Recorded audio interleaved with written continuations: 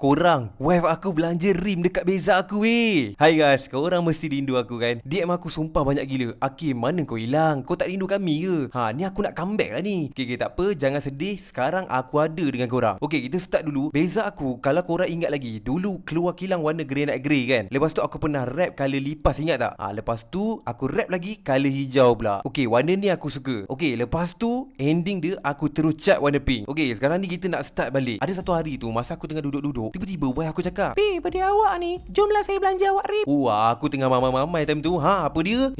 Jom, aku on je benda-benda belanja ni. Takkan aku tak nak weh. Tapi sebelum tu, baik aku cari tayar dulu, baru handsome. Aku tak cakap banyak, aku terus beli tayar Bridgestone RE005.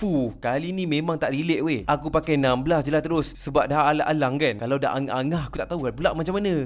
Okay, lepas tu barulah pergi beli rim dengan wife aku. Aku pun buat-buat lah pilih. Tapi aku lebih kepada baik aku bagi dia yang pilih. Sebab yelah dia belanja birthday aku kan.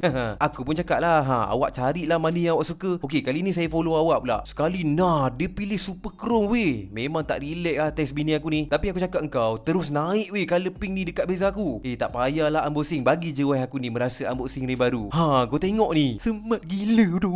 Aku cakap betul ke rim yang ni? Dia kata iya, ini bukan cubaan, ini betul-betul. Okey lah, kita kasih bungkus ikat tepi, kurang manis kurang asing satu.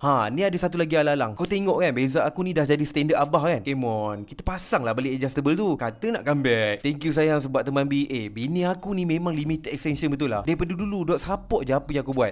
Ni look lepas siap pasang rim ni dekat Beza aku. Macam aku cakap engkau, tak ada kicap jalin tak selera makan kan. Macam tu lah aku tak ada selera kalau aku tak pakai rim baru ni. Ini memang real dapat hadiah birthday weh. Aku pun betul-betul hargai lah hadiah ni. Thank you sayang. Barulah aku semangat sikit. Tapi ada satu benda je yang kita kena ingat. Dia belanja kita rim 2-3 ribu, kita kena counter balik gelang emas 3-4 ribu.